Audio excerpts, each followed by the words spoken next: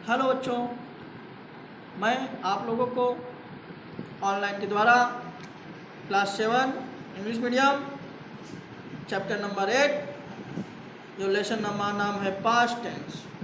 तो हम आपको पास्ट टेंस के बारे में विधिवत जानकारी दे रहे हैं, आप इसको केयर करें। तो पास्ट टेंस का मतलब जैसा कि बच्चों आप जानते ही हो कि किसी भी कार्य का पूर्ण होना, बीत जाना पास्ट टेंस होता है। पास्ट टेंस यहाँ आप अपने simple past tense, past indefinite tense दोनों एक ही कह सकते हो, या सिंपल पास्ट टेंस कहो या पास्ट इंडेफिनिट टेंस कहो। अब देखो स्ट्रक्चर, इसकी बनावट करती हुई अगर सिंपल है तो सबसे पहले कर्ता प्लस क्रिया का सेकंड फॉर्म प्लस ऑब्जेक्ट। जैसे the junior arrange the farewell party of the senior student, मतलब जूनियर स्टूडेंट सीनियर स्टूडेंट के लिए पार्टी महोत्सव रखे। सबसे पहले इसमें कर्ता आया जूनियर, उसके बाद मुख्य क्रिया हो गया सेकेंड फॉर्म अरेंज्ड, उसके बाद हो गया object of farewell party of the senior student.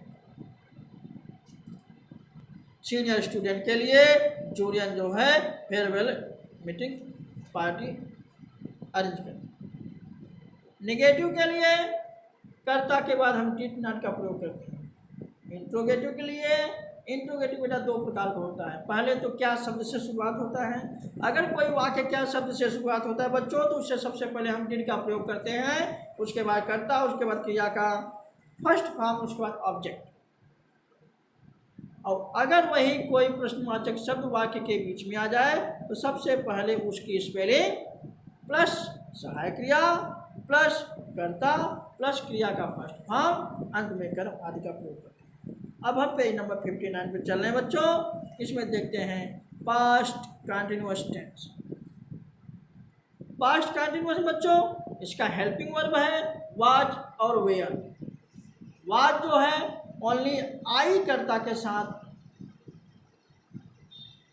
प्रयोग होता है और थर्ड पर्सन में प्रयोग होता है।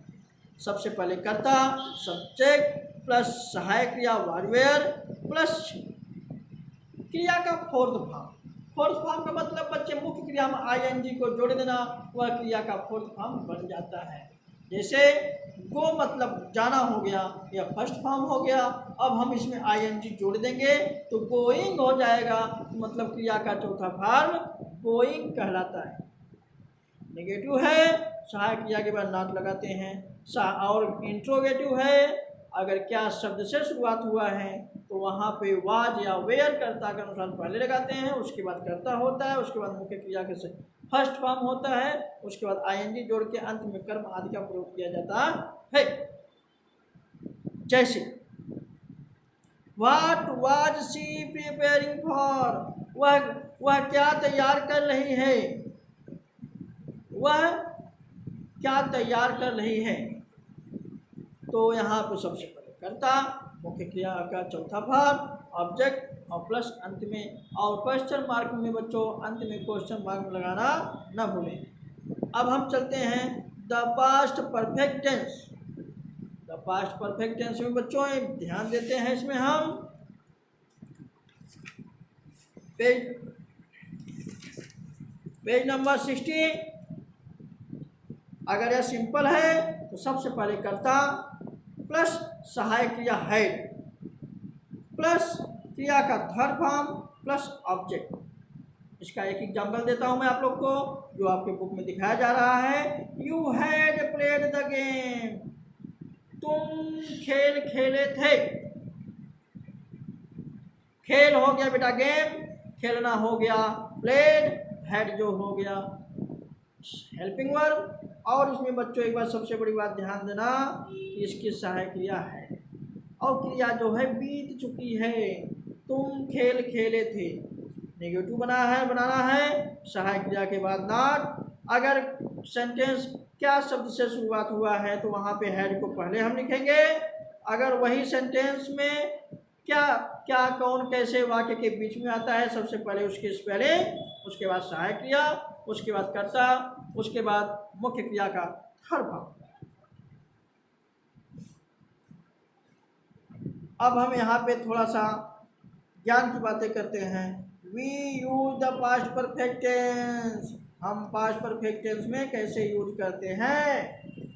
Denote an action which has been completed before the another action the begin. For example, इस एग्जांपल को देखिए बच्चों। The rain had stopped. वर्षा रुक चुकी है, वर्षा रुक चुकी है। When we enter the room. जब मैं कमरे में आया तो वर्षा रुक चुकी थी। The train had left. Train छूट चुकी थी। When I reach the station. जैसे ही मैं स्टेशन पे पहुंचा बच्चों, ट्रेन छूट चुकी। इसमें दो सेंटेंस होता है, तो बच्चे यही ध्यान देना है कहाँ पे मुझे क्वेश्चन मार्क का प्रयोग पहले करना है, दोनों सेंटेंस को किस प्रकार से जोड़ना है। दूसरा देखो, आई विश। मैंने आपको याद किया। I had accepted the offer. आपका ऑफर, दिया हुआ ऑफर एक्सेप्ट करने के बाद मुझे आपकी याद आई, सॉरी आई थी। तीसरा है if you had worked hard. यदि तुम कठिन परिश्रम करते हो बच्चों, if you had worked hard, यदि तुम कठिन परिश्रम करते हो, यू वुड हैव पास्ड, तो तुम जरूर सफल होगे। I had not spoken the truth. मैं झूठ नहीं बोला था, मैं झूठ नहीं बोला था। चौथा है I had already heard the news, had the news. He had already heard. मैं यह न्यूज पूरी तरह से सुन चुका था। I had already heard the news. मैं यह समाचार पूरी तरह से सुन चुका था। I had not seen this film before. इससे पहले मैंने यह पिक्चर कभी नहीं देखी थी। आई हैड नॉट, यहाँ पे बच्चों मैं, हैड जो है सहायक क्रिया हो गया, नॉट हो गया, सीन हो गया। सीन जो है सी सा सीन मतलब क्रिया का थर्ड फॉर्म है बच्चों। मैं यह पिक्चर देख चुका था। दिस फिल्म बिफोर, इससे पहले मैं इस फिल्म को कभी नहीं देख चुका था। तो बच्चों यही कॉमन वाली बात ध्यान दो। पांचवा देखो, when from A point of time in the past. जब हम पास्ट टेंस में टाइम का अनुभव करते हैं, समय का अनुभव करते हैं, वी लुक बैकवर्ड, तो हमें देखना पड़ता है पीछे मुड़ के। At event that happened earlier the past, present में क्या, पास्ट में क्या बीता हुआ था। जैसे एट 10 बजे all the member had arrived. 10 बजे सभी सदस्य पहुंच चुके थे। अब यहाँ पे एट 10 o'clock आप पहले लिखो या लास्ट में लिखो बेटा, इससे कुछ फर्क पड़ने वाला नहीं है। आपका कोई सेंटेंस सही माना जाएगा। अगला है बाय इवनिंग, शाम के समय। We had walked 20 kilometre. हमें 20 किलोमीटर चलना था। शाम के समय हमें 20 किलोमीटर चलना था। अब देखो बेटा, अगला है आपका पास्ट परफेक्ट कंटीन्यूअस टेंस। इसमें बेटा क्रिया पूरी तरह समाप्त होती है, आपके सेंटेंस में समय का अनुभव कराया जाएगा। ध्यान दें आप। अगर इसका सिंपल है, सिंपल सेंटेंस है, सबसे पहले कर्ता लिखो, उसके बाद सहायक क्रिया हैड लिखो, फिर उसके बाद बीन का प्रयोग करो, फिर उसके बाद क्रिया का चौथा फॉर्म मतलब क्रिया में मेन क्रिया में आईएनजी जोड़ दो और अंत में ऑब्जेक्ट का प्रयोग करो। आपके लिए एग्जाम्पल है बच्चों, the players had been running. खिलाड़ी दौड़ रहे थे फॉर ए लॉन्ग टाइम। लंबे समय से खिलाड़ी दौड़ रहे थे बच्चों। अब इसको हम अगला नेगेटिव लेके जाएंगे, तो हैड के बाद और बीन के बीच में नॉट का प्रयोग होगा। The players had not been running for the long time. खिलाड़ी लंबे समय के लिए नहीं दौड़ रहे थे। अगर हम इसको क्वेश्चन मार्क में करते हैं, अगर वाक्य आपका क्या शब्द से शुरुआत हुआ, तो हैड यानी सहायक क्रिया को सेंटेंस में पहले लिखेंगे। Had the player been running for the long time. क्या खिलाड़ी पहले से ही दौड़ रहे थे। और एक बात और हो जाता है बच्चों, अगर वही चीज अपना प्रश्नवाचक शब्द सेंटेंस के बीच में आ जाता है, why has the player, been running for the long time, खिलाड़ी क्यों दौड़ रहे थे लंबे समय से। बच्चों अब हम इसको ले चलेंगे इंट्रोगेटिव नेगेटिव में। Had not the player been running for a long time, क्या खिलाड़ी लंबे समय के लिए नहीं दौड़ रहे थे, इसमें नेगेटिव भी हो गया और क्वेश्चन मार्क माने इंट्रोगेटिव हो गया। इतना ध्यान रहे कि क्वेश्चन इंट्रोगेटिव करते समय लास्ट में क्वेश्चन मार्क बहुत जरूरी है। और जब आप क्वेश्चन इंट्रोगेटिव प्रश्नवाचक शब्द को हल कर रहे हैं, आपको ध्यान देना अपना प्रश्नवाचक शब्द सेंटेंस क्या से शुरुआत हुआ है या सेंटेंस के बीच में कोई प्रश्नवाचक शब्द है।